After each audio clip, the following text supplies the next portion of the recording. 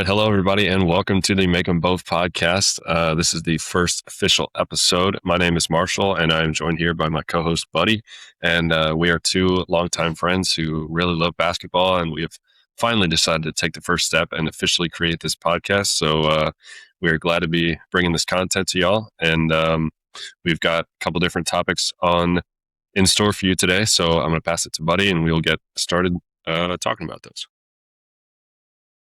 Yeah, super excited to be here. It's really been a long time coming. I mean, we've talked about this for years. So this podcast is just going to be talking hoops mostly, NBA.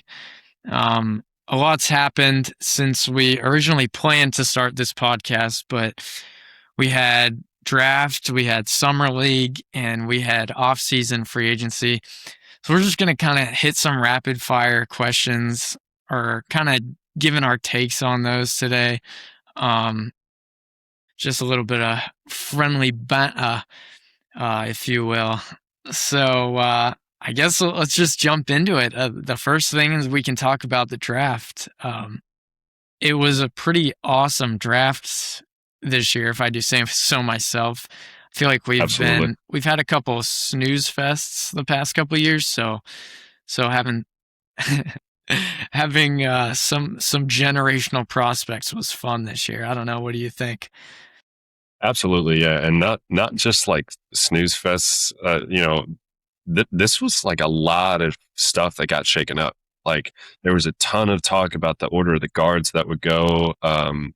The order of 1, 2, 3, and even with Caleb Wilson getting in the mix, maybe for being a number 2, number 3 pick, something like that. And I think it just turned out to be a really interesting draft. And some of the choices that were made by some of the organizations, I think were really, really good, with some of them jumping the gun or maybe waiting to take a guy till later. Some of the other ones were really bad. And again, we'll talk about that here soon. But this was definitely an action-packed draft, and I enjoyed every minute of watching it. Well, it's funny you mentioned the action too, because I think it was the second round where it was like maybe 2 teams actually held on to their original pick. It was like every single other pick was a trade, which actually brings me to another point, and it's that they still haven't fixed the draft night hat debacle where everyone's going up to going on stage with the wrong hat. And I mean, it leads to some funny, memorable pictures, I guess. But dude, Adam Silver, wake up, man. I mean, none of these draft day trades ever get rescinded. Like, I really don't know what the issue is here, but I guess it's just water under the bridge at this point. Funny enough, I actually do have 2 ways that you could actually solve this problem. So, number 1, I think they could do a hat where it's just like a blank hat, right? White or whatever color, black. And the Rob Lowe NFL logo hat. No, actually. It would be like, have you ever seen the buses around like college campuses? They have the back thing where it's like taking you to Chauncey Village or whatever, right? Like, sure. And it's that text like going through. You should have one of those, and it's like a bunch of different teams that could have taken them, and then the like one that LED actually picked display. Them. Yeah, and it lights up green or something like that. And it spins around on top of your head like a casino slot machine, like lucky number 7. You just got drafted to Memphis. I don't know how lucky you are if you're going to Memphis, but that's neither here nor there. That, or you could also do like the Key and Peele thing with the glass box and all the different hats. You could have like 7 of them lined up, and then you could just have the lights on there. Like, you got Spurs, the Suns, whatever else, Rockets, right? And then whichever one goes, it's like the camera zooms in on it when they're, some game shows where it's like dun, dun, dun, dun, dun, dun, dun, and then it like zooms in super far on one thing, your little prize. It's like, congratulations, you're going to the Phoenix Suns to play with Jalen Green and Devin Booker. I like that one. I like that. I mean, this, honestly, now that we're talking about it, this draft, it was kind of chalk. At least the lottery was. There were a few surprises. I guess Morez to the Mavs. That was a little bit of surprise. Although after Dusty May came out, that was a pretty heavy rumor. But I will Well, say did he? it was so nice as someone who follows the draft on Twitter not to have Shams spoil the entire thing for me. I think Yeah, I Adam Silver brought down his girthy hammer on that one. yeah, definitely. Um, I will say though, like sometimes it's kind of funny getting them spoiled, but it's only if you're watching it in person. If you've seen the clips where it's like now picking I think it was the NFL draft a couple years ago, whatever it was, but the guy in the random dude in the crowd, and he's like shouting it out, and you can hear it through the TV Yeah. broadcast. Like that's always kind of funny, but yeah, seeing it pop up on like Twitter or Reel or something, it's like, oh come on, man, like really. Um, to your point though I about will say Perez the getting taken, um, I I was surprised when he went first because I know even with Dusty getting hired, like everyone was like, oh, like he's going to take one of his guys. Perez, I don't think on anybody's mock was the first Wolverine getting taken. Like that was super surprising to me. I thought it was Mara. No, yeah, I'd have to agree. I saw a lot of Mara at 11 to the Warriors, and I kind of thought before the Dusty May thing, that's when the first Michigan guy would come off the board. But then I don't know, that kind of shook things up. But I don't know. I if you're I get he's kind of like an upside swing great athlete, but I guess we'll probably get into that pick later because I don't know if either of us were the biggest fans. Yeah, definitely. Through summer league so far, he's starting to look like UCLA Mara all over again. So, but we'll talk about that.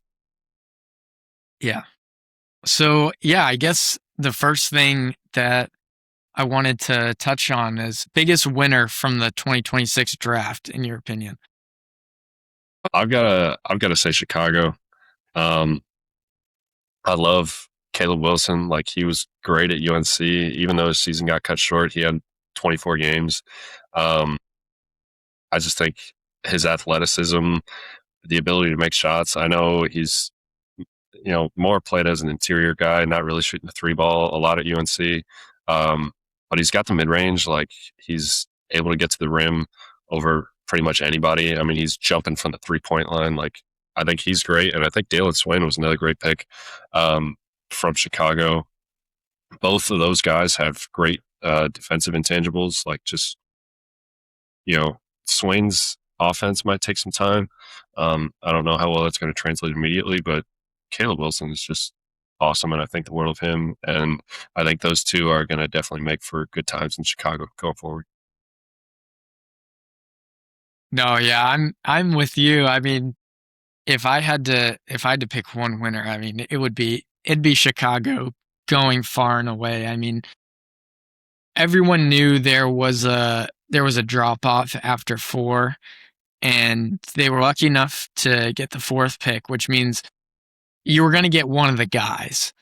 And then I think to pair him with Dalen Swain, I thought that was a great pick. I think that's a big upside swing there. So I really liked that pick. Um, I would say another winner is honestly I thought the Bucks did a great job. Um, with the 10th and the 13th pick, you got those Heat picks, and you gotta hit on at least one of them, knowing that that's the Giannis trade right there. But I mean, getting Braden Burries at 10, which I think is an absolute steal. I mean, pro ready guard. I mean, that dude's gonna come in and I think he could be sleeper rookie of the year because. I mean, if you look at that team and you don't know if Hero's going to be there next year, and I mean, I think they're gonna want to develop that guy. And I mean, playing with Khalil Ware, I mean, that's gonna be great for his development. So I don't love that pick enough, and I can't love that pick enough. And then I think Nate Ahman, I think that's a swing and it could be a big miss, but I think I think it's a great pick at 13. I mean, you look at kind of where he was to start the season, and I know he had an up and down year, mostly down at Tennessee, but he's still got huge potential. He's still kind of one of those unicorn guys that you love to have as an NBA GM. And he's end of the lottery pick. You've got Burries, so he doesn't have all that pressure on him that he may have had if he went top 5, top 10. Like they're going to give him time to develop. That Milwaukee team's not going to compete anytime soon, so he's going to get time. I think Milwaukee honestly comes out big winner in this draft. I totally agree. That was the other team that I had in my mind was Milwaukee. I mean, Brenton Murray is such a dynamic player, man. He was surrounded with so much talent there at Arizona, and he fit so well into it. Like, I know he wasn't the number one option, but look at the stats he put up in college. He put up number one option numbers. I mean, he's averaging 16 points, 4 rebounds, 5 assists. Well, I'm sorry, 16 points, 5 rebounds, 3 assists. I was reading the defensive rebounds. Steal and a half, shooting 49% from the floor, 39% from three on almost 5 attempts a game. I mean, and he was on a team where it was anyone's night to go for 20 at any time. Him, Pete, Mo Krivas, like anyone on that team could have just popped off, and he had no problem sitting back and being a complimentary guy while also having the ability to be the number one option guy and, drop 25, drop 30 in a night. And I think he is going to show that in Milwaukee. And, he's who's he really fighting against for 1 and 2 guard minutes? Tyler Hero, who's probably going to be injured or gone. Right. Varis Yakashonis, who I've completely lost faith in, and Ryan Rollins has been good. Kevin Porter Jr., I think he's still on that roster, so we'll see. But Burries is definitely going to have the opportunity to prove himself really early and just take complete control of that team. Yeah, I mean, I think Rollins and Burries ends up being a killer backcourt. Yeah, I 100% on mean, both and sides those of the those ball are too. guys who, yeah, yeah, those guys you can develop them, and all of a sudden you get a couple nice wings, and you're a contender. And don't sleep on Triple J. I mean, if he can find that rookie season form back with Miami, I mean, who knows what could happen? Yeah, I think he's definitely going to have more opportunity than what he did in Miami these past 2 years. I think where he's kind of dropped off that slope a little bit, but he's a great player. I mean, just not a 3-point shooter, but can do so many other things. Literally everything else: pass, rebound, play defense. Is going to score on the interior. Nice mid range game too. Um, I think he actually might be a nice sort of mentor for Ament to sort of mold his game after a little bit. I know No, Ament is more of a, absolutely. yeah, I think Ament's more of a jump shot heavy kind of guy. I know he loves the mid range, loves the 3-point shot. So, but every other aspect of his game, I think Triple J is a great, uh, Jaime is a great guy to be paired with and to learn from, even though he's only got a couple years under his belt. But I think it's a worthy experience for sure. No, absolutely. All right, so we hit on a couple winners. Now let's talk about losers. First team that comes to mind is just the Memphis Grizzlies. For me, I love Cam Boozer. I think he's going to be a good player, but then you take Kareem Lopez at what was it? Was it 16 or something like that? That It was and like, they had well, the remember they traded down twice. They had all right, the yeah, guards on the board. They traded down twice. Everyone thought, like, oh, they're going to take Phylon here. And no, you take Kareem Lopez and then trade Ja away, days later? It made yep. no sense. Yeah, everyone saw the Jaw trade coming. Like there was no denying that he was gone, and there was an obvious need for a lead guard. Like you have Ty Jerome, who has not played a lot of games in the past couple of years. He's been regularly hurt. You have Cam Spencer, who good player, but he's not a point guard. He's not a guy you want playing 34, 35 minutes a game, leading your offense. And um, I think Okori was right there, Phylon was right there, and even you look into the second round, a guy like Malik Thomas, who you know Think about Mm. Cam Carr as well. Got taken by the Lakers late in the first round. Like all those guys were there. Obviously, you need a point guard, so I would have rather had Phylon or Corey, but a two guard would have worked just as well. Combo guard, like, and they just take a Well, swing on because Kareem Lopez, throwing him into a loaded back or front well, court. yeah, and then they took Saunders from BYU when I think Thomas was still on the board, which Thomas was still on the I board, made no sense. They could have taken Thomas. They could have taken Slim. They could have done a ton of things. And I'm not a Richie Saunders hater, but I don't know if that's the direction you go, especially when you already have Cam Spencer on the team. right? And I don't Saunders know. was coming fresh off a ACL tear or something like that, where he didn't play more than however Yeah, many games at BYU last season. I mean, what kind of thinking is that? And so I just the Kareem Lopez pick was really the nail in the coffin for me. Richie Saunders again, decent pick, but just I don't really see that being a huge thing. But especially when those guards were there, you look at like I love Malik Thomas. I love everything about him. I think he's going to be great in the league.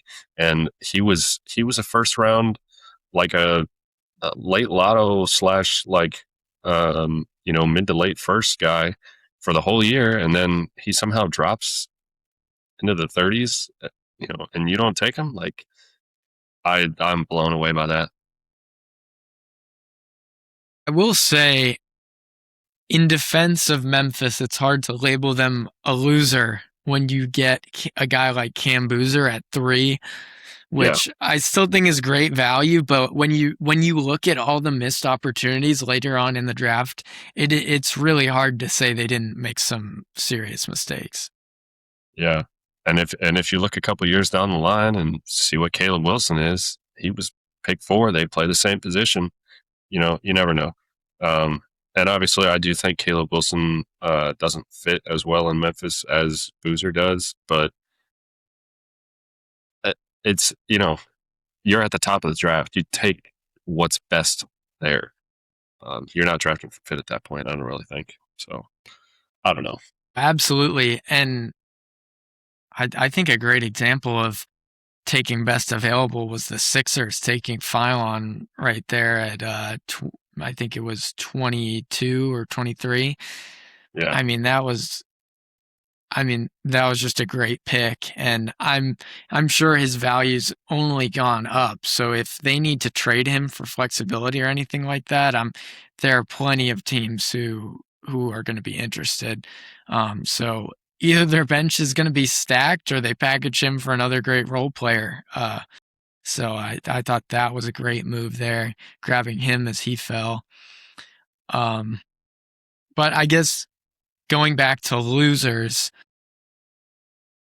Sacramento comes out of this as a bit of a loser.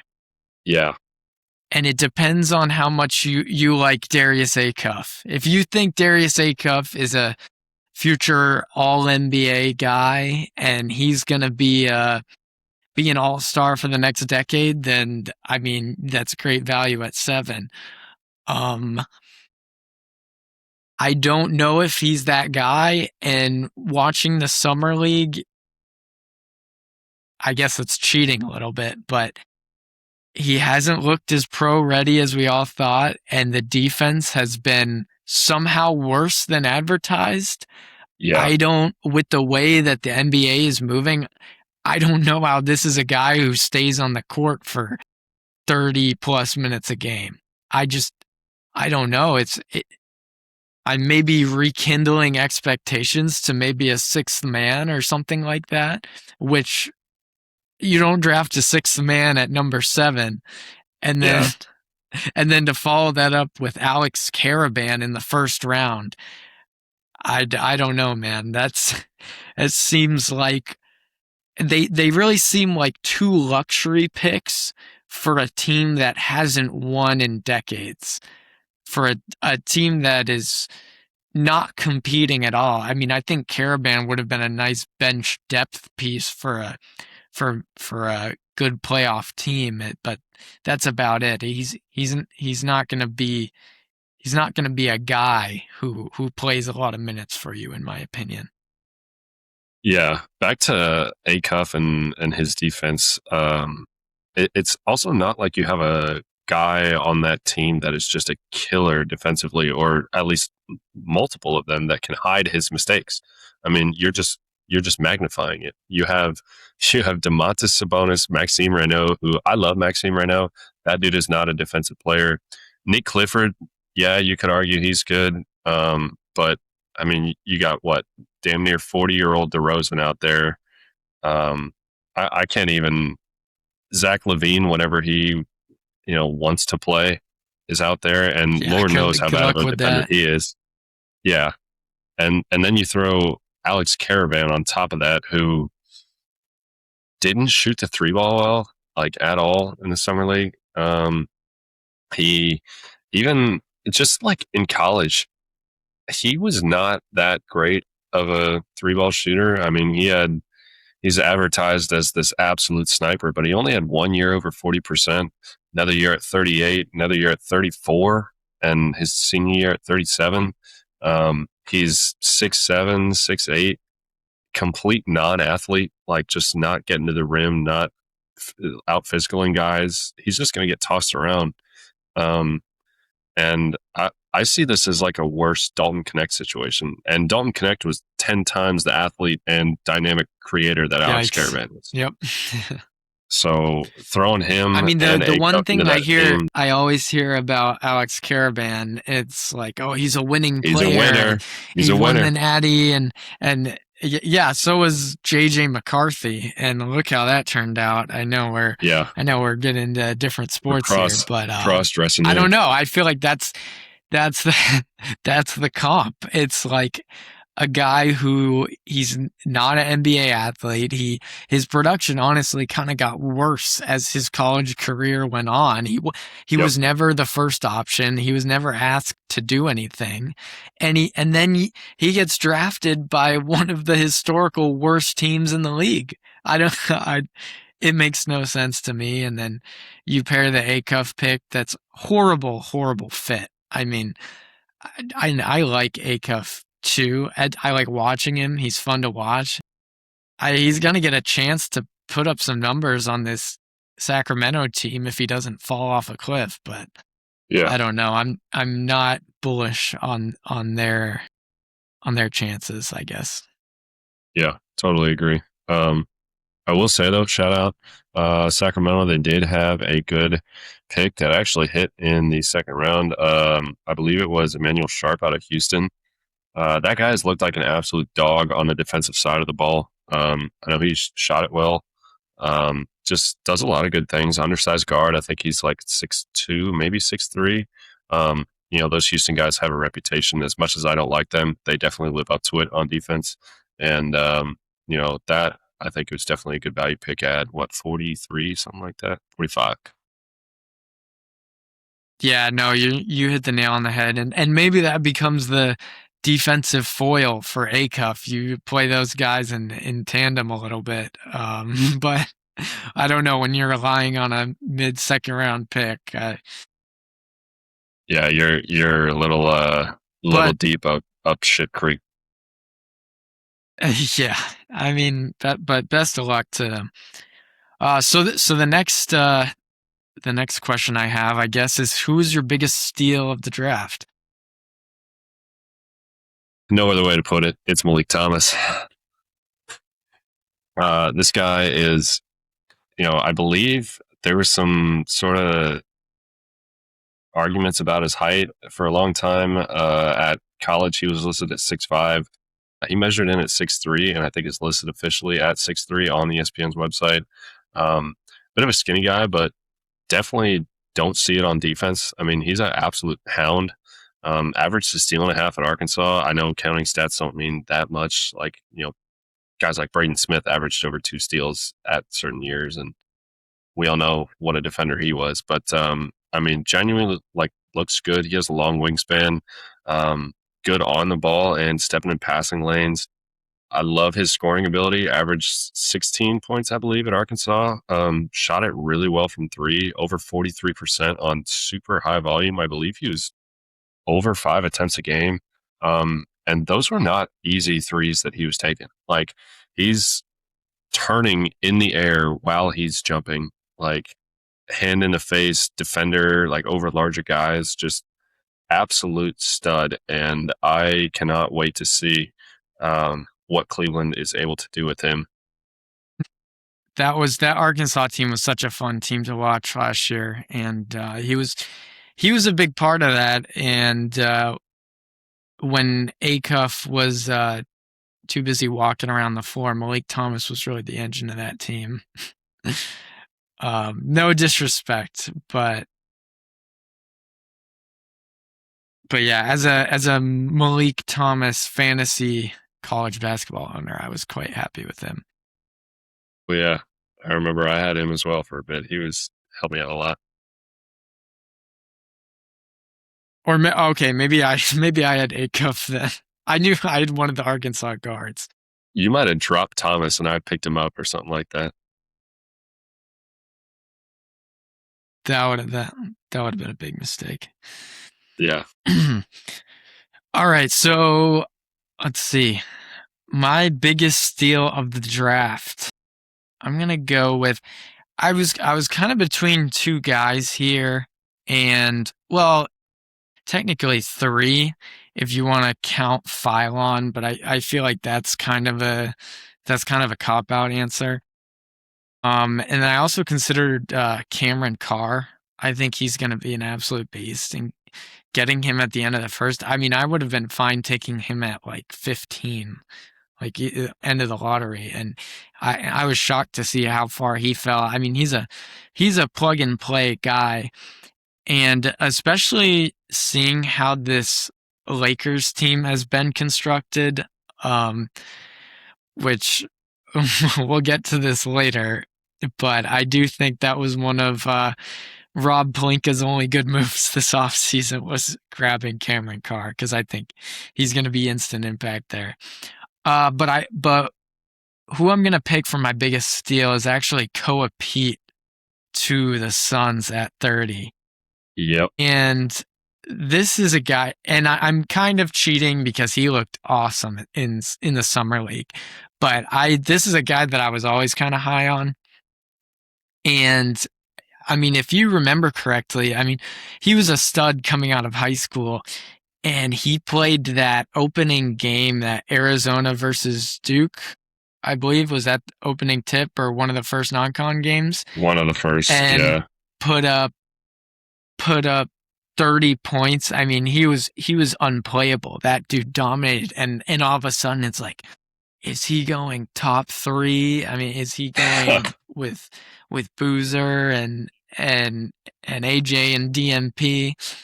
And ended up really falling off a cliff in terms of the draft. But if you go back and look at the stats, they're not that bad. I think he really set expectations so high, and when he wasn't the guy on that Arizona team, people were a little bit concerned, I think.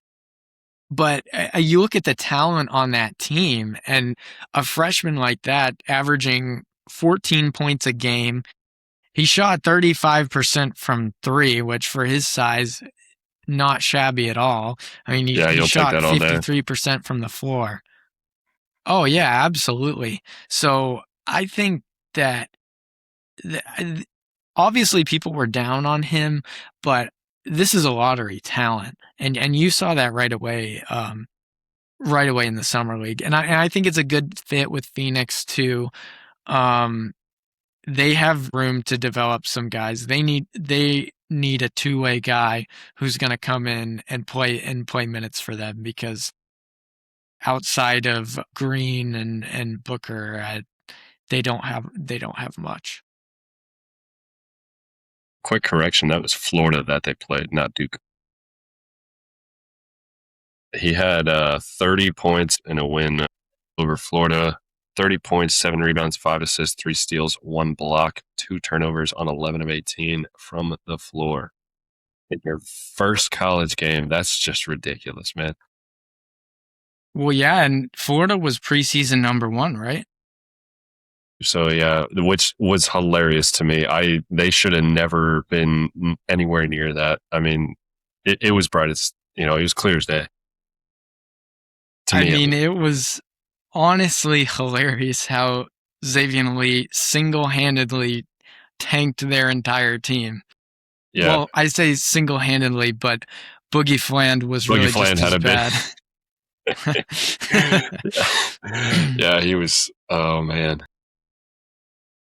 Yeah, the everybody. I remember talking to everybody in like YouTube comment sections, and they're like, "Florida, they were the champs." I was like, "Dude, that was 2 years ago. What are we talking about?" Or actually, was it the year before? Maybe. Yeah, it was.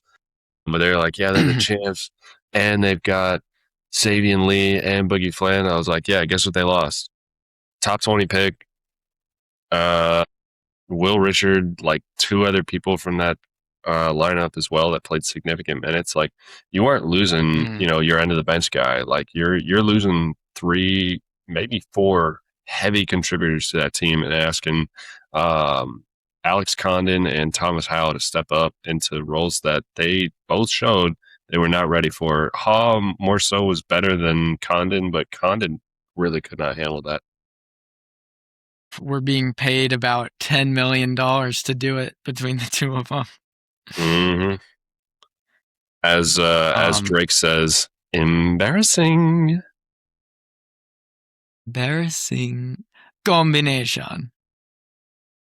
That was yeah, I'd say Boogie Flan and Xavier Lee were a bad Bad combination. combination. Just a little inside joke for y'all. Yeah. So I think I think this actually ties in awesome to what we're about to talk about next. Speaking of inside jokes, I think it's time to give TS a chance. Oh, who are we giving a chance? So who are we giving a chance from the 2026 draft? That's the question.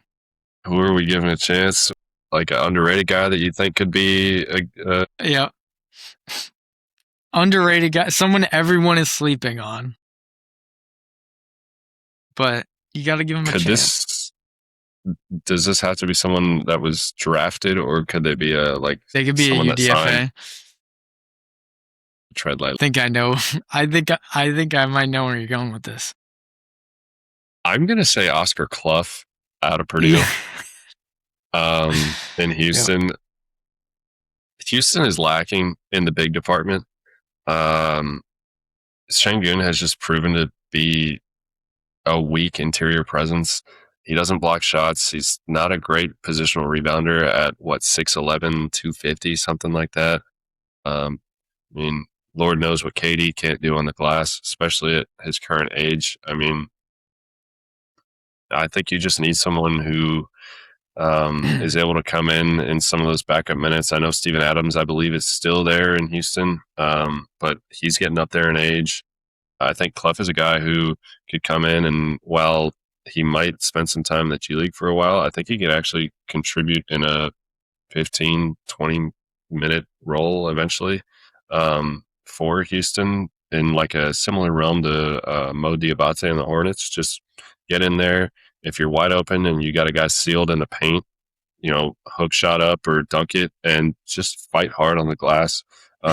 He's not a guy that's going to rack up a ton of blocks, but he's going to affect shots at the rim. He's 6'11", 250, almost 260. I think he slimmed down some. I think in a lot of the pictures I saw on Instagram, it looked like he was like considerably thinner. We'll see what happens and if he gets signed to, some sort of contract 2-way or whatever. But I actually think he can be a legit positive contributor to an NBA team, and we'll see how that plays out. No, yeah, that's an awesome pick. Um, well, if you're going with a homer pick, I'm gonna match yours with a homer pick of my own, and I'm gonna go with Dylan Mitchell, Ooh, Celtics okay. second rounder. I Yeah. mean, this is the guy who you draft and he shot 9% from three in college. I safe to say, expectations aren't super high. He had one awesome game in the summer league where he just randomly took over.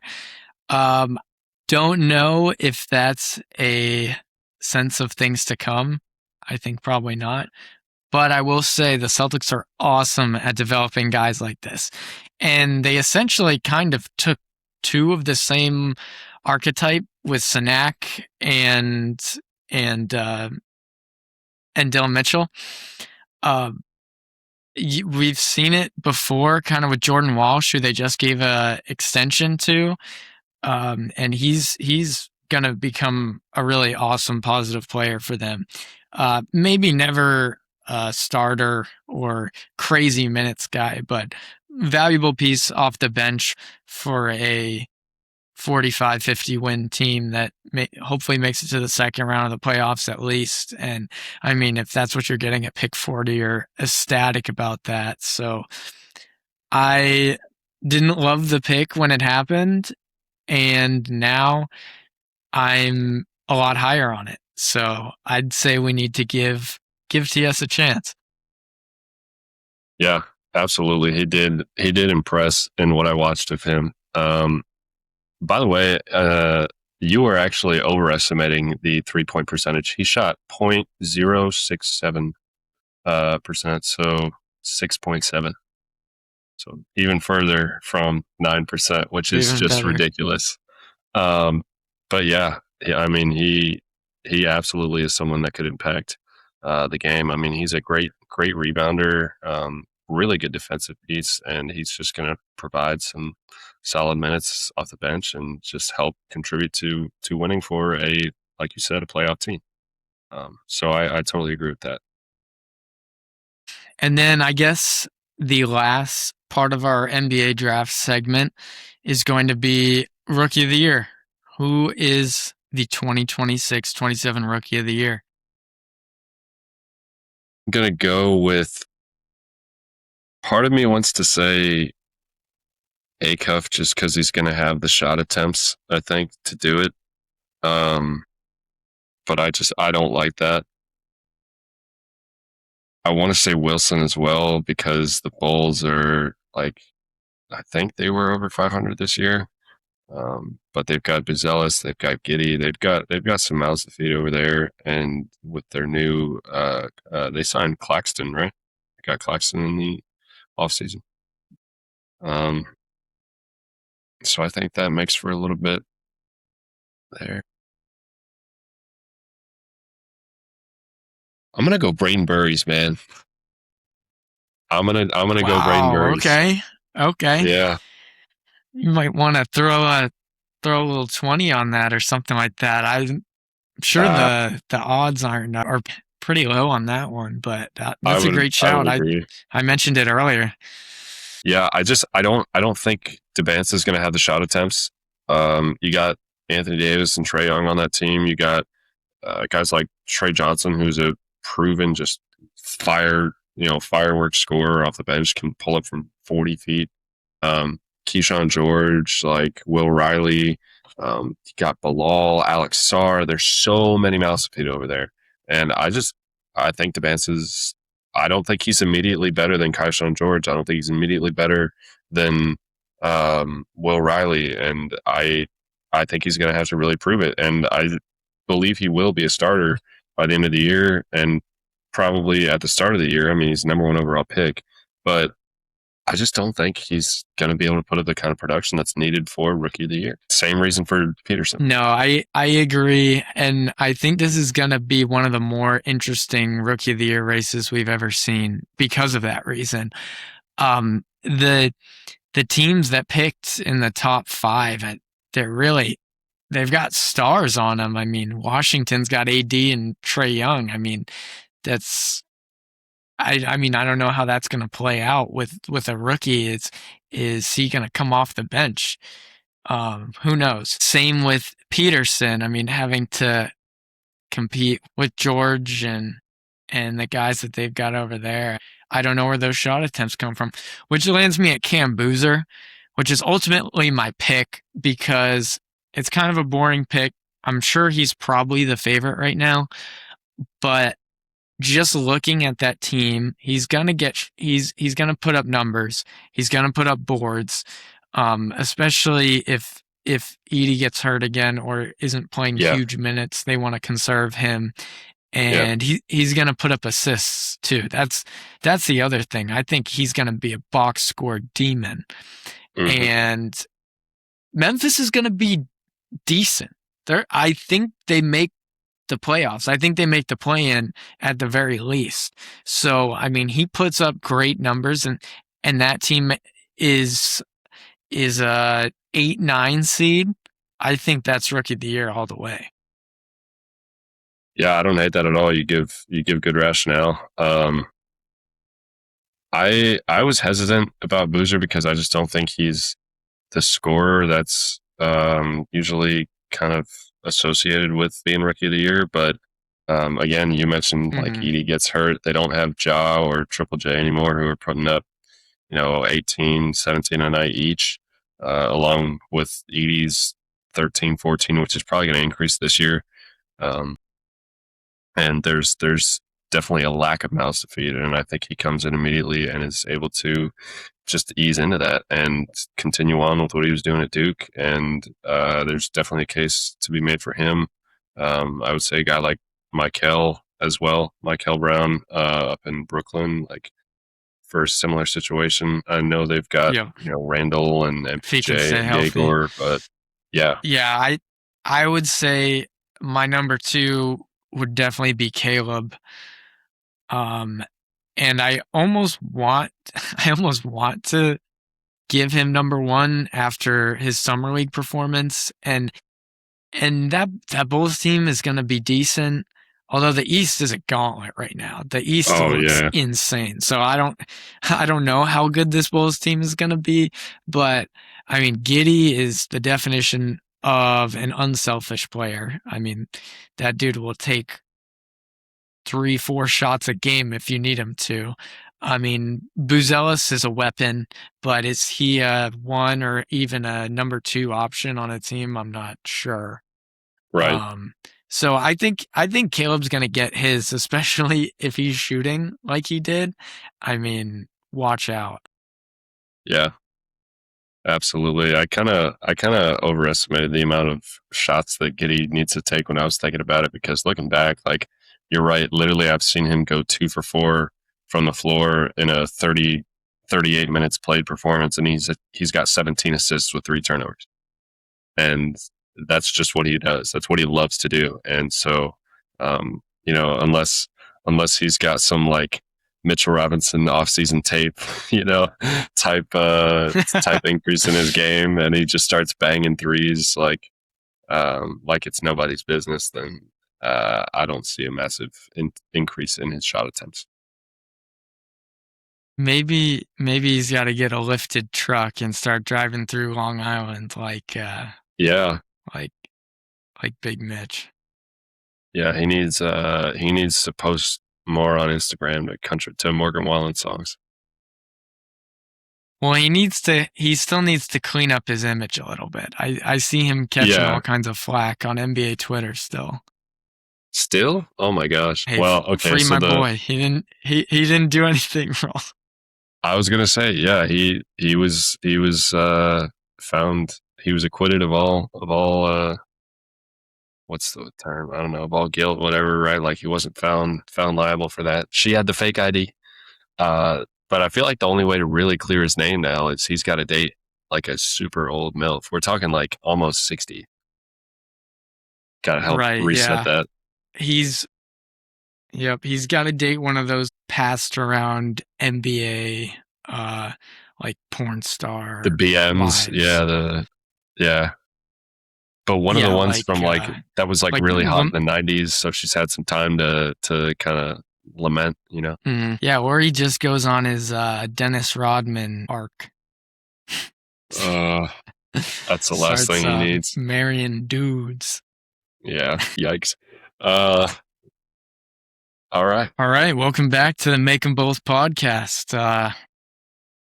Marshall, if you're ready, let's get into our next segment, which is going to be off-season and free agent trades, moves, so on and so forth. Um, we'll talk biggest winners, biggest losers, some underrated moves that we liked, and just kind of some overarching talk about this offseason because it's been a wild one.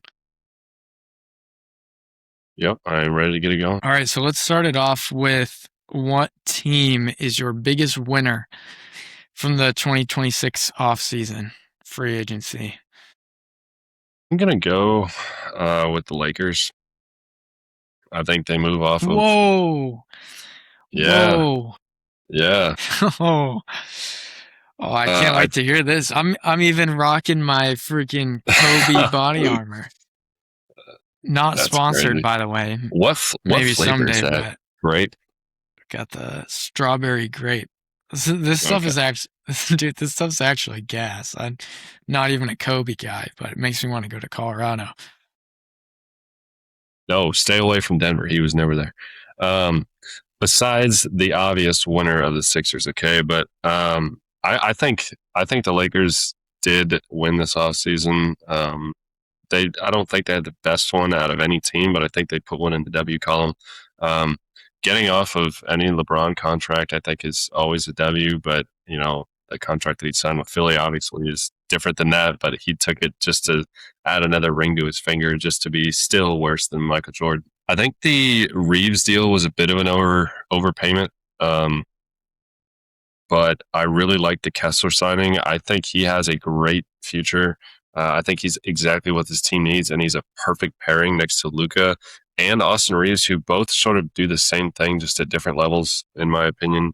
I think Reeves is definitely capable of handling the offense on nights when Luca is out and is really able to facilitate well. He's a very underrated facilitator.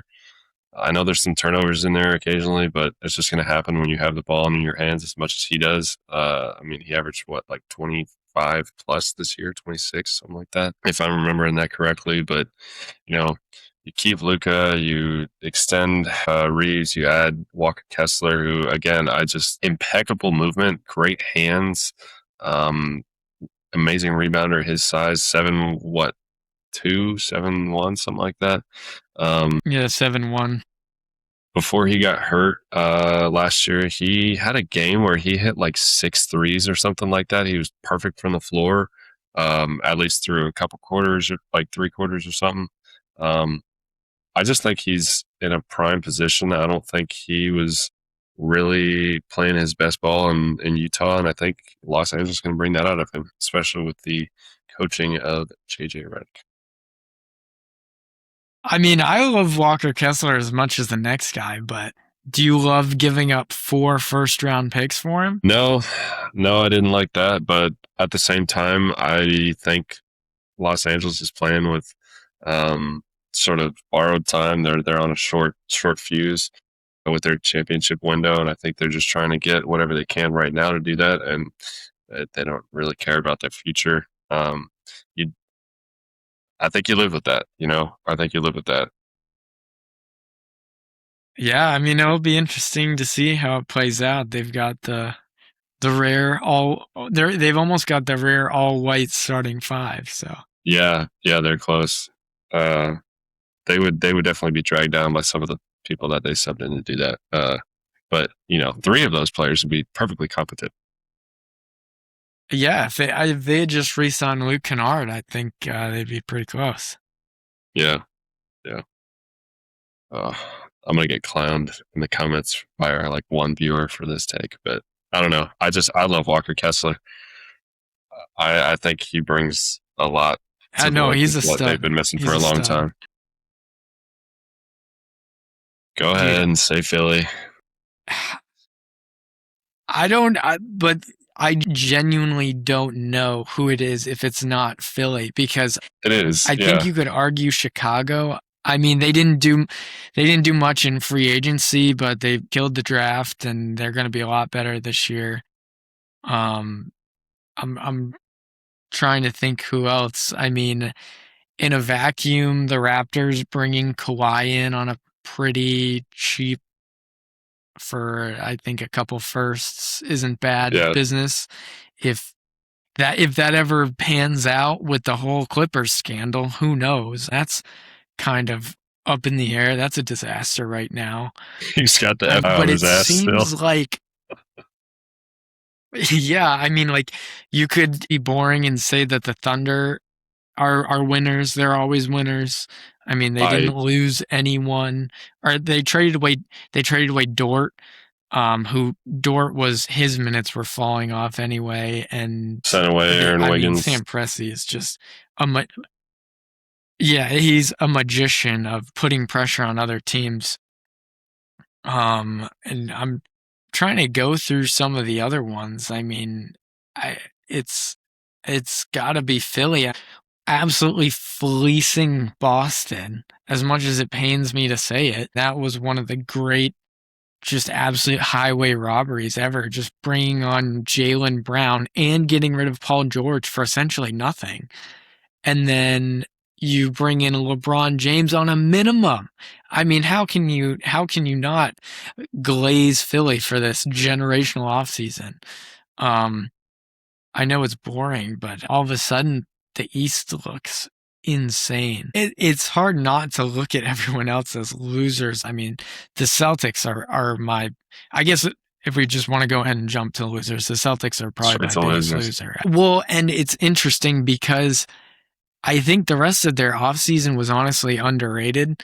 You sign Mitchell Robinson, who is everything that team needed last year: Yeah, size, boards, defensive interior presence. I mean, I like Neemias Queta, but he's not that guy.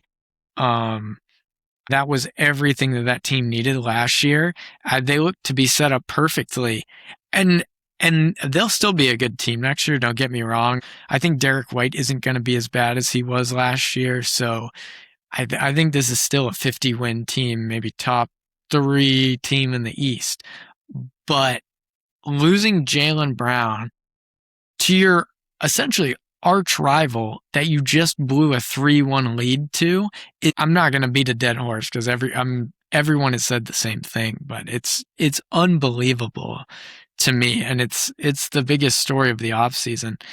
I feel like there are so many losers from around the league with this whole Jalen Brown and the LeBron saga. I mean, the Warriors look like absolute clowns. I mean, just wasting the end of Steph Curry's career, I guess, even though yeah, he's a couple of years off of a insane Olympic MVP performance. That was what, 2 summers ago? yeah, And they're just wasting the end of his career. I saw a report today that said they were they could have traded for Jalen Brown, but they weren't confident that he could carry the franchise after Steph leaves. It's like after Steph leaves, I mean, you could argue Steph's got 3 more good years in him. He's yeah. not done. Well, and then you go and So you it sign makes no Draymond for sense. 1 year, 27 mil. Yeah, you get blue balled by Draymond. I mean that's the guy that, yeah, you ship out Clay, you treat him like dirt just to bring Draymond back and his absolute uselessness. It makes no sense to me.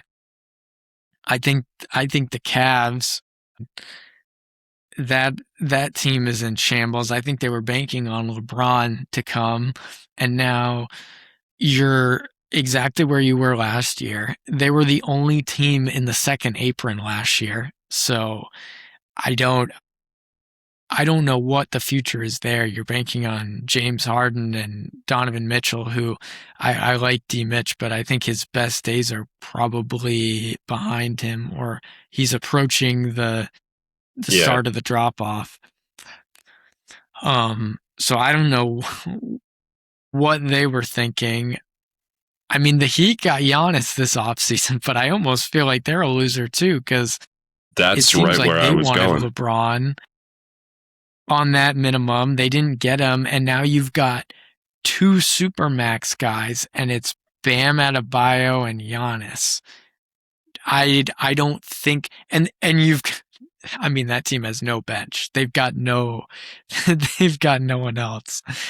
I mean, that's the East is stacked. I think that's maybe the sixth best. I know you've got those guys, but they're maybe the sixth seed. I, they're not competing for a I don't think they even get to the conference finals. I mean, are they beat? They're not beating the Sixers. They're not beating the Knicks. I don't think they're beating the Celtics. Honestly, Probably not even are beating they the beating the Pistons. Pistons? Probably. Are Yeah, they beating the Cavs? I don't know.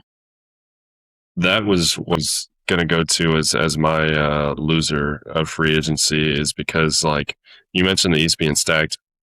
Miami is no part of that. Like you pair two bigs together that are just these like physical bruiser guys. Bam is like what 27, 28. Giannis is over 30. At I think least, he's yeah, if not he's yeah, I very think he's close. 31, Let's see. 30. He is 32. He was born in 1994. So There you coming go. up on 33 next. Well, okay, he's December, so he's 31 right now, but he'll be 32.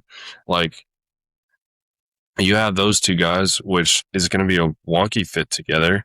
I know Giannis is a power forward and Bam's a center, blah blah blah, whatever. But other than that, I mean, you have off night, you have Nikola Jovic, who has been absolutely nothing of what he was talked up to be. You got old man Andrew Wiggins, who is constantly hurt and is maybe a fourth option at best. Bobby Portis, I do love Pella Larson. I think he's a great 2, 3 in the league. He's shown a bit of offensive potential, but the thing that really shines is his defense. I watched a YouTube video the other day of like a 20-minute highlight tape of just Pella Larson defense on the stars of the league. I mean, Kawhi, like Luca, all these other people, and he's just clamping them. And so I like that they kept him, but he's probably a starter. I mean, look at the rest of this bench. Tim Hardaway Jr., Simone Fontecchio, who I haven't even heard a peep from. That dude became a campfire story after he left the Pistons. Like Jameer Young, he was good in summer league, but he's 6'1" with shoes on, and he's this like volume shooter that can adjust to being a NBA, you know, like role player in a very small role that he's going to have. Ryan Conwell, again, another nice pickup in the draft. He looks good. So does Trey Donaldson. But how many minutes are those guys really playing? You just don't have anything past these two stars on this team, and you gave up your future for it. Like I don't understand that. I'm a huge you know I'm very low on Casparis, but you throw away guys like Jaime, like Khalil, who have showed real, genuine promise. You know, all for one guy and Bobby Portis. Yeah, don't What a forget Bobby. terrible, yeah, freaking. He's ejected. He gets ejected out of the top. Like he's just on the bench or he's in the locker room. I just don't understand. It's like the Dame thing. It's just I don't want to be here anymore. So give up your entire future for me. And uh, and then Dame goes back to Portland. Like Well, it's funny. It is funny you mentioned the Dame trade because that's kind of what set all of this in motion. It felt yeah, like, I mean, what a what a horrible trade. It feels like somehow both sides lost the trade, which is yeah, hilarious. I mean, Portland gets nothing out of it, and they end up trading Drew Holiday, and he instantly wins a championship, and then and then they get him back, and he's instantly terrible again. Um, and then I mean they haven't done anything with those picks. Um, and then the Bucks are. Dame gets there, he immediately falls apart. He's unhappy, he doesn't want to play. I mean, that's just been a total disaster all around. But I actually wanted to get your opinion on. I know you're a big Ant Edwards guy. What did you I am. think of the Wolves offseason? Oh, um, I definitely liked it. But I mean, just for the headliner, Lamelo, I think he's a great pairing with Ant. I think they're just going to make life so much easier for each other. Um, I mean, LaMelo's going to be able to expand his scoring, I think, because of the pressure that Ant takes. But I think LaMelo also puts pressure on scoring the basketball, so they're going to have guys on him as well. Like you can't leave one of those two guys without one or at least at times two defenders. And I think they're both going to help each other. They're going to complement each other, and it's going to be nice to see Ant playing with like a real true star point guard because he's never had that, and it's a really nice pairing. I hope he can stay healthy, man, because seeing the two of them is just going to be so much fun. By the way, they got to watch out for these, man. They got to keep these things away from those two. Any microphone in Minneapolis out there, wherever they play in that arena, you got to put like an automatic sensor in those things, like it's Family Guy, man. Every other word coming out is going to be some sort of like super edit, and it's going to make for a lot of funny comments, a lot of funny clips. You know, maybe Melo gets started on the Gatorade edging that Ant started last year with the orange Gatorade. Have you seen that? Uh, but Dude, I don't know. Ant might be a changed man now that he's married. Did you catch that one? dude, yes, I saw that. That chick's like 40, and he's our age. Oh, I know. I'm Well, like, oh my. him and Melo have something in common. I'm pretty sure LaMelo. I don't know if they're married, but I know his baby mama's like late 30s or something like that. Huh? Yeah. So maybe they bonded over that when they were living together. Hey, they might have been related too. Hell, they might have figured that out. Who knows? Apparently, Ant had been dating that woman for like 2-3 years or something like that, and just kept it under wraps. I had no clue. I'm like a Yeah. huge Ant fan. No idea. So I don't know. Was she the mystery woman back in the car when they were yelling at the Yeah, at the group of I individuals? hope I hope she wasn't the one that he texted abort it LOL. That'd make for a pretty funny pretty Hey dad, what happened to my little brother or big brother? Oh, man, that's That's funny, that one. back to their off season. I didn't like that they just didn't do anything at the power forward position. There's a clear like gaping hole, Yeah, and all the that's people that are there asking to try and like step up are just completely unproven guys. Like, um, I saw someone say something about Jalen Clark playing that dude. Jalen Clark is like a 6'5" 2 guard. What are we doing? Um, you draft Trey Kaufman right at pick 59. That's a guy that could maybe give you some rebounding, but you're not going to ask him to score the ball. You're not going to ask him to play real minutes. Um, he can't really, not a defender, and you're just going against even better comp in the NBA. You've got Behringer, who's more of a center than a four, but it's hard to play him alongside Rudy because they're both just plain lob threats. I just don't know what you do there. I mean, luckily that's a position where you don't need him to be a bruiser. You don't need him to be a great defensive player because you've got Rudy to clean everything up, and you've got Jaden at the 3, who's great. But I don't know. I feel like everyone who was a fit there is gone now at this point, Yeah. and they don't have the cap space really for a trade. So I'm a little confused on what the plan is there. Yeah, I think there's a world where you just start Lamelo, Io, and Ant, and throw McDaniel's at the 4, Yeah, but then you you have just go just no small. bench. Yeah, Yeah, yeah, and Dosuma's a good defender, so is Ant, but Lamelo's just getting torched, and I I just you got 7-1 guys that are playing the 4 in today's NBA, so I know McDaniel's is a hell of a defender, but asking him to guard someone like that, and then having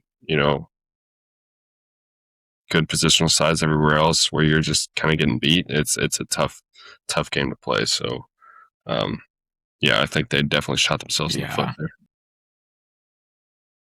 I mean, I'm no Julius Randle fan, but I wager they might miss him more than they kind of expect. I Just think to so have a too. guy there who can play the floor and eat minutes, you know.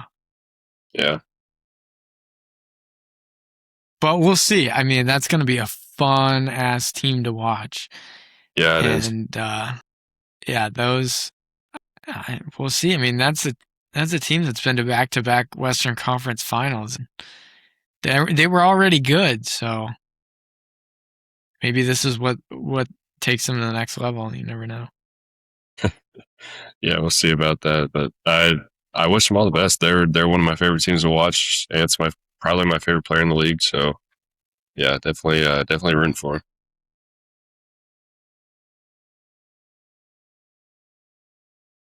All right, so next question. Do you have an underrated signing?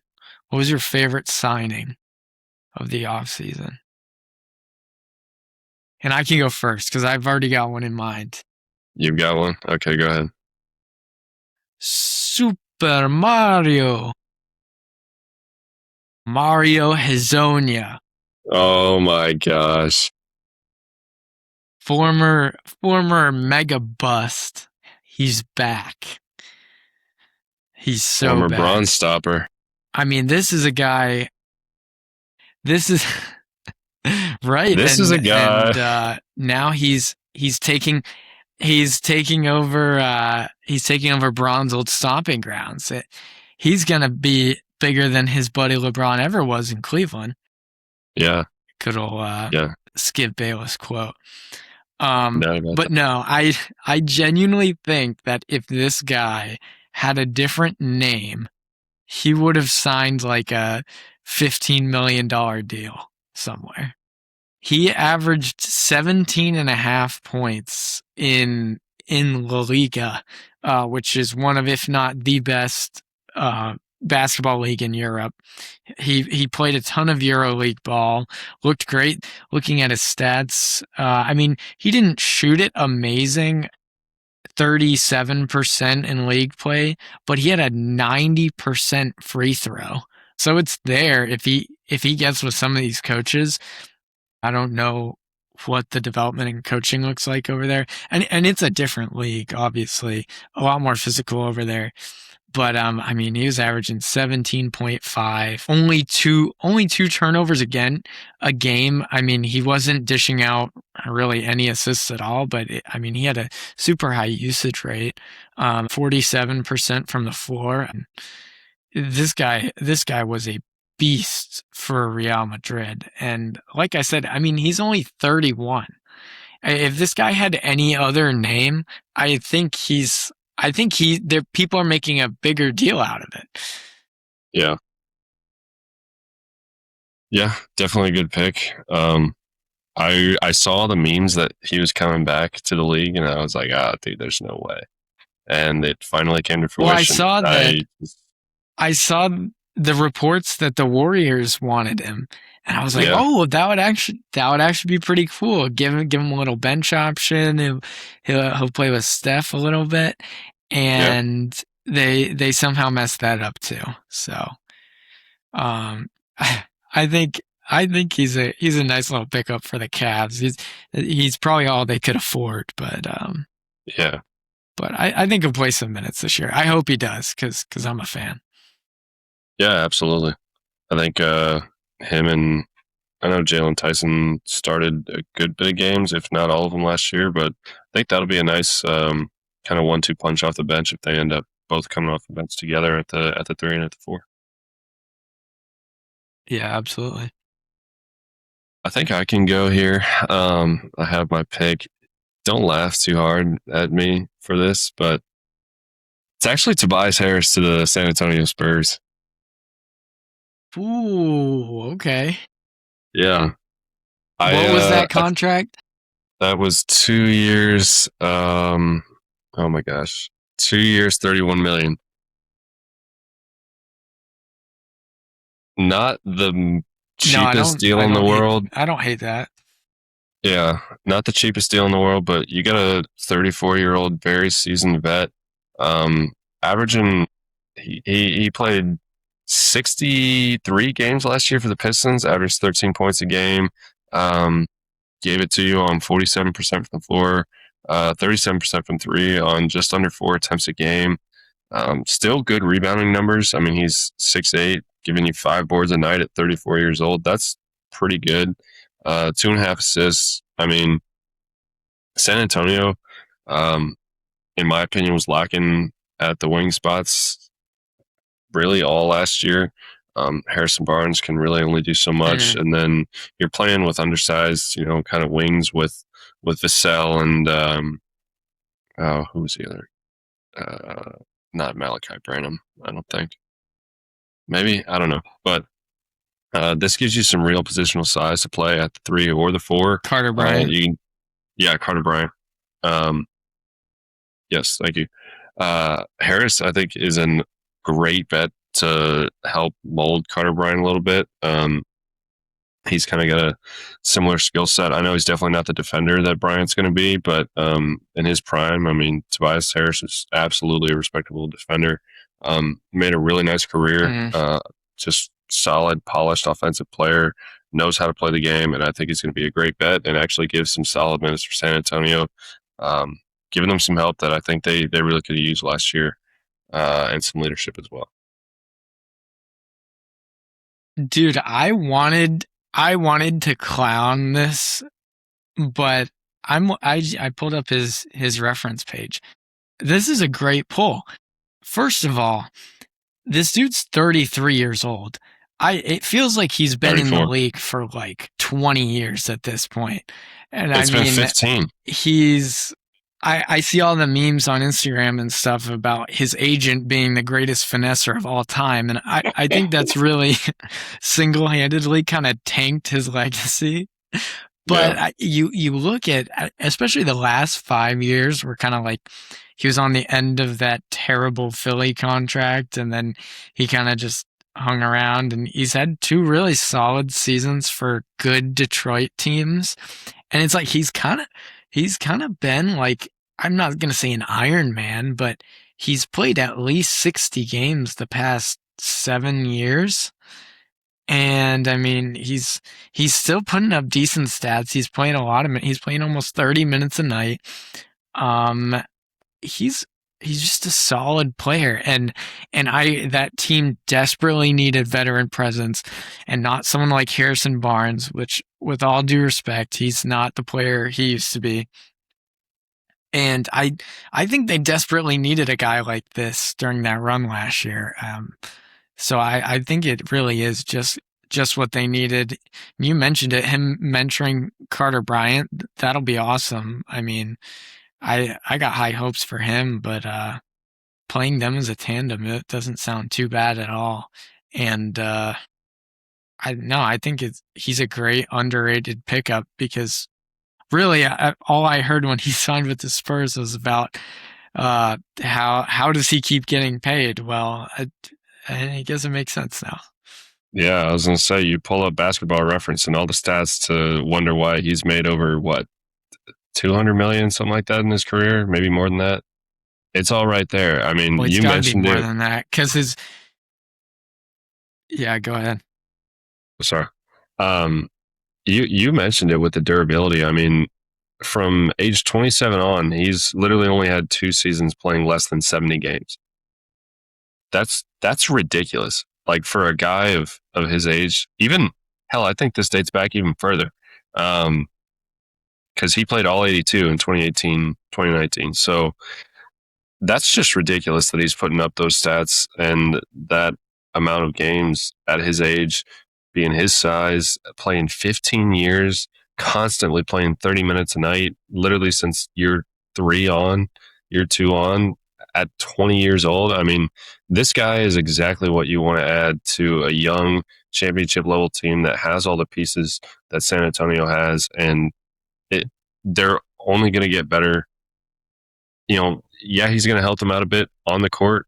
Like, you're going to take 12 points, 5 boards all day.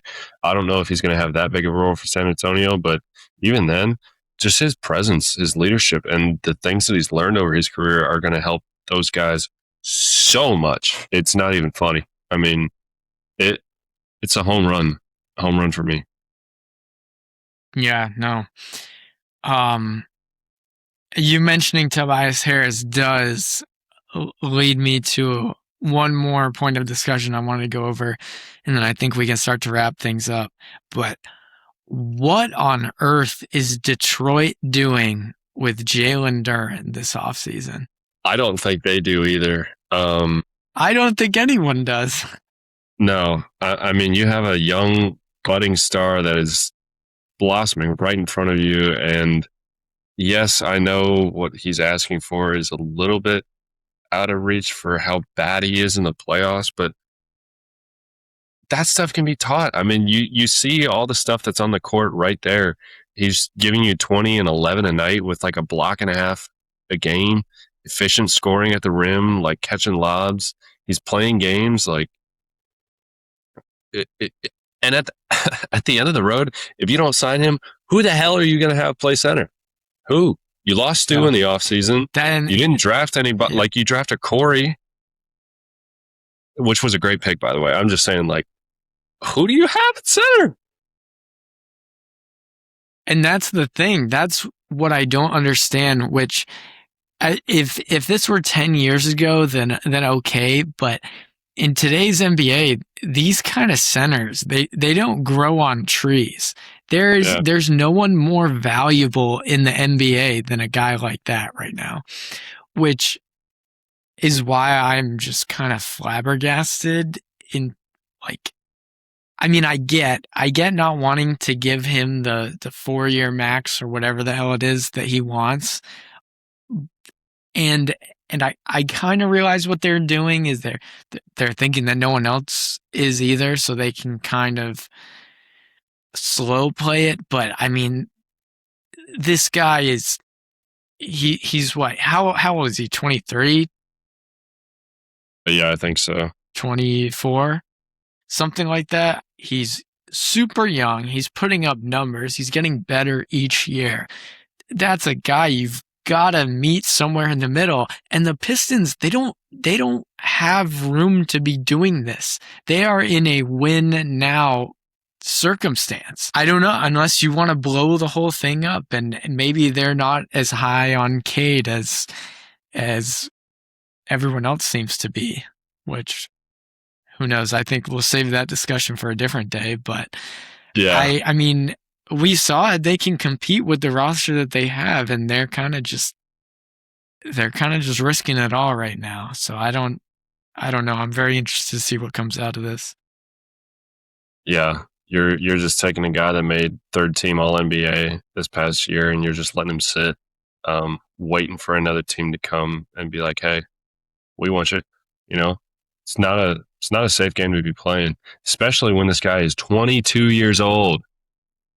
22. He doesn't turn 23 till November. Are you kidding me? And he's already averaging 20 and 10 with a block a game. What are we doing here? Yeah.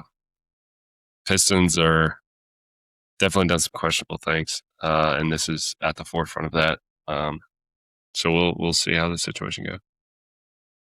Yeah, and I don't know. I'm maybe talking myself into this theory the more I think about it, but it's almost like they think they can't compete. It's almost like they saw what they did last year. They're like, hey, we probably overachieved a little bit. Like, we're not winning. The East is getting better. We're not winning with this. Like, we don't want to overcommit to the future around this team, around Cade and Duren, which I get in a vacuum. But the problem is that Detroit has been so historically terrible for the past 20 years. You finally get a good team and the fans are showing up, and what are you going to do? Blow it up? No way, you can't. There'd be riots in the street. People would be getting shot even more than they already are. They in already Detroit. get shot. Yeah. So, yeah. so I don't know. I don't think you can do that. So their hands are tied, and I'm sure Duren's agent knows that too. So I don't Absolutely. know. I don't see this getting resolved anytime soon. So I guess we'll be talking about it quite a few times in the future. But I like what you said too about you think that they can't compete, even though they basically showed that they absolutely could.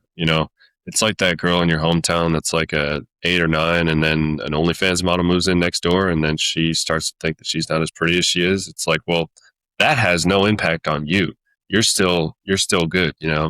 Um, but just because there's this other thing there, even though there's nothing else there for Detroit, it's literally just like, well, we didn't win it all this year. Let's blow it up. Like, what are we talking about? So yeah, and it's kind of sad. It's almost like this new like second apron in the CBA, and I think it's a combination of that and the whole ring culture thing that's going on with social media and everything like that. It's like they want to be surefire NBA finals contenders, or they want to be tanking, which I think is a huge problem because you end up losing like guys who made you a fan of the sport. I mean, like think about those like 2010s Hawks teams with like Al Horford, Kyle Korver, Jeff Teague, Paul yeah, Millsap, all those guys. Like we knew they were never winning shit. But did they blow it all up? Did they just start tanking for no reason? Absolutely not. And people fell in love with those teams. So it's honestly kind of sad in my opinion. yeah, it's hard to watch because being trash is so incentivized now that nobody can live in the middle anymore and just be content with making enjoyable basketball. And I get that to an extent, but yeah, like you said, I mean, it's teams like that that make everybody love the sport. You know, I mean, you grow up watching uh, Russ, Harden, and KD all play together on the Thunder, and you know they were a competitive team. That's the thing too, and it gets blown up because someone didn't like that they weren't getting enough shots, and guess what he's done his whole career? He's gone ringless trying to chase one. So you know, hell, two of them are ringless, and one of them is my favorite player of all Hmm. time, Russ. Like I just you know Yeah, but that doesn't make them any less of a player, in my opinion. no, I think Russ, and I'm not the biggest James Harden fan, but to say he's not one of the best scorers of a generation is preposterous. Like those those guys are some of the best players of this century. So yeah. I don't know. The whole ring culture thing is kind of overblown in my opinion. Yeah, it pisses me off because you see a guy like James Harden, who, again, not a big fan of him, but the things he's done in his career are just incredible. And someone will say that Robert Horry's better than him because he has all these championships, and it's like, dude, are you kidding me? Are we really comparing that right now? It's like people say apples to oranges. This is like comparing an apple to a fucking to like the Seattle Space Needle, man. Like, what are we doing? You know, it doesn't even Hey, make don't sense. disrespect Robert Horry. No, I'm not. But you get what I'm talking about here. It's just such a stark Yeah. contrast, and it's well, look what he did. Look what he did. He played with some of the best players ever. Like, are we not acting like this guy wasn't constantly surrounded by stars? I mean, I just, yeah, Oh yeah, I'm with you. 100% agree. the debate is the debates are out of hand nowadays. It's ridiculous. When the debates are just getting started with making both podcasts, because Yeah, we've got some fire ideas coming up, and we'll I think we're gonna do some debate style pods or hashtag embrace debate, and I think we got some good stuff planned. So stay tuned. is that an existing hashtag? Embrace debate. But yeah, I think that'll just about do it for episode 1. I had a great time on here, and yeah, I look forward to doing it again soon. Hope everyone listening along at home enjoyed, and Yeah, we'll be right back at it with some more soon. Absolutely. Really glad to have begun this journey finally. Apologize for any quality issues or anything like that. My internet is currently out, so I'm running off my uh, hotspot or whatever off my phone. So might not be the prettiest, but we're not getting played on CBS for millions of people. So um, definitely had a fun time and looking forward to bringing some more stuff to y'all in the distant future. And in the meantime, be sure to follow us on Instagram at Make 'em Both. That's MakeEmboth. And we'll probably have YouTube and a couple other accounts set up eventually here soon. And smash that subscribe button. Ash. As LeBron once said, hey, thanks for coming on this ride with us. You know what? Here go two more. I'm gonna make them both. The what was he? The inventor of it wasn't the double album, right? It was the deluxe. Was it album. the double album? He invented the deluxe album. That's what it was. The inventor of the deluxe. There you go. Yeah. So thank you to LeBron. Maybe he will bring Meek Mill out of retirement and drop a deluxe album. Two more for y'all. Both.